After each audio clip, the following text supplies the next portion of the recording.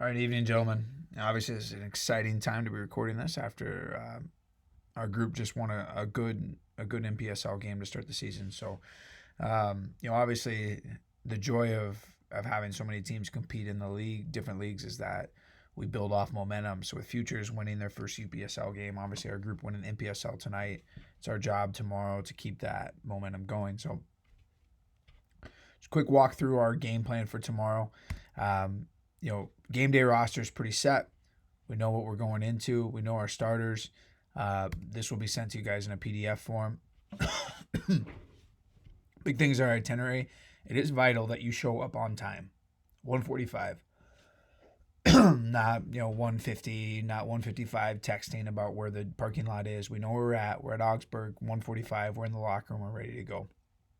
So we'll get on the field 2:10 to officially start our warm-ups. It's the same warm-up pattern that we've used before. Back to the locker room at 2:45, and then we're all jacked up and ready to go at 2:55 to walk out and take on the reigning national champions. So at the match objectives, similar to the last time we played Des Moines, we need to focus on us, and we didn't do that as well in the first game. We need to control through the ball, be positioned well to keep the ball, and then obviously be brave enough to attack the backs of the defenders and create chances. Defending with the ball will be important. As we take on a team full of talented individuals that hasn't been able to train, let's control the tempo. Let's make them run. Let's keep them disorganized. Let's be patient. Defensively, we're going to sit more in a medium block tomorrow. We will read where they're at. So, last time we started a little bit higher. Des Moines went direct. There was no reason for us to press because they just played over us. So we'll start in a low medium. We'll see where they're at. If we need to adjust our line, we will. But the importance being a tight team shape, being a really tough block to defend, keep our distances between our lines tight.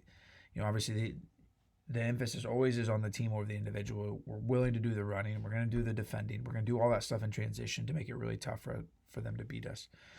The transitional focus is we're not going to avoid counterattacks. If we're able to win the ball in our attacking half, we go. We read the numbers. We read the space. We go. If we're winning it in our half, that's our chance to control the tempo. Let's not let the game get stretched and be chaotic. So making sure that we're all on that same page is that we're trying to control the tempo of the game. We want them to play at our tempo. We don't want to get caught in a foot race of transition. So starting lineup, you've seen it before. Obviously we have a really good set of players that are able to come on and impact the game. So this is where we start, knowing that we have a lot of quality that's going to come on and impact the game at later times. Attacking shape, the big focus here is, given the qualities of our outside backs tomorrow to start, we have the ability to kind of press on and let our outside backs get higher and be more aggressive. The key thing as you guys read this is we need to keep this 2-3 shape, be it the 8 dropping down, be it the 7 even dropping down, or the wingers dropping down. We need to keep this 2 center backs in a line of 3. The importance of this 2-3 shape in our attacking structure is to deny the counterattacks. So we talked a little bit this week on that triangle of our attacking mid or winger and outside back and how they can rotate and create the space or create spaces for each other, and then obviously attack the back line. That doesn't change. We just need to make sure that we keep this 2-3 shape to provide us balance and structure. So, when the ball turns over, which is just part of the game, that we're ready to go. So make sure we read in this, know your role. It's important that we're all on the same page as we talked about. And once we're all on the same page, then some of that freedom comes from that. Couple of things from a build out. We talked, Tori went over this when we talked about it in film. Really, as I've circled here, we're trying to attack that 2v1 with their wing back if they come out with a 3-5-2. So between our outside back and our winger, how do we stress that player to find the free player? So being brave enough to start short, reading their pressure. They're forcing us back inside. We play through it, and then we bounce it back out. If they force us wide, we're prepared with good height from our outside backs to play around their initial block and their press. We need to be prepared in these build-out situations that they're going to man mark our midfield 3. So being prepared to play past markers, being able to outplay your individual marker, all those things are going to be important. But we need to be brave to handle this moment. But again, it's always going to come back to how do we outplay this 2v1 with their wing back if they roll out with the 3-5-2, which we don't know for sure, but based on what we've seen, that's what we're anticipating. Defensively, you've seen this image before. Really good keeping tight shape, distances between lines short. as we highlighted in the film session, the distance between our winger and our outside back is vital on how we're going to handle a more direct approach to try to overload our width with our wing back. So keep those distances short. Be prepared to deny that central space and then jump it and break when we can. So make sure we're on the same page. So as far as just some images, ball central with one of their 2-6s, which they played against us in March. You've seen this structure before. One of our center mids jumps out to press. The rest of us provide cover, really denying that central space and leaving them the only option to play out to the width.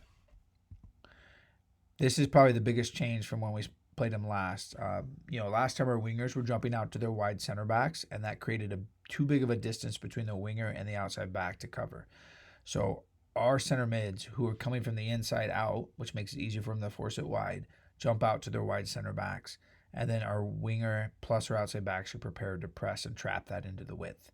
Again, center mid coming from inside out is going to give us the best angle to deny them inside space and also force them wide. It's important to note the position of the 9. He can come back onto one of their 6s. He can also jump out and press one of their center backs. So our 9 has to be active in that sense. Set pieces. We didn't get a lot of time with those. Obviously, they're important, but make sure that you understand your role. There's specific roles. Wes and Tyler are going to be our free headers. Make sure that we're aware of that. The big thing as we look at defending is just do your bit all the way through the first and second balls. Most of the success from corners and set pieces doesn't come necessarily from the first ball. It's the second ball. So maybe the clearance isn't as clear. Maybe it's kind of a jumbled mess. Are we able to see through our jobs through the first, second, and sometimes third ball? Here's our defensive corner setup. So as it's noted in that prior slide, Wes is going to be at the front. He's going to be the free player towards the front of the ball. Tyler gets to patrol that middle to back post area. We'll have Zach sitting on the front post to start of our smaller player, and then we'll leave Bernard high to break on the counter. So Nils, all giganticness of yourself, needs to come back and help defend. We are looking to go like for like at this point. So if you're not Wes, Zach, or Tyler, you're finding a player that's about your same size, and we're able to take care of that. From an attacking perspective, we leave, obviously for the players that we leave high to deal with the counters, it's based on how many they leave high. We always want to have a +1. So as it says, for now it's Jonah and Zach are gonna stay high on an attacking corner. If they leave 2, then Eric's gonna stay. For now we have Dom serving the ball, pretty basic stuff. 1 hand up, Dom's looking to play a ball in. 2 hands, we're looking to play short through Luca. And this is something we'll develop through the rest of the season. So just make sure that we're really good more here. Defensively, make sure we're solid here. This will develop as we want to go. All right, guys. I think the big thing as we look at this is just make sure that we're all on the same page. We'll figure things out as we go. Have faith in what we've been doing, and just be prepared to do that through 90 minutes. And, obviously the depth of our bench is going to come in really handy tomorrow. So we'll see everybody tomorrow. It says 145. It'd be great to see your smiling faces at 135 or 140.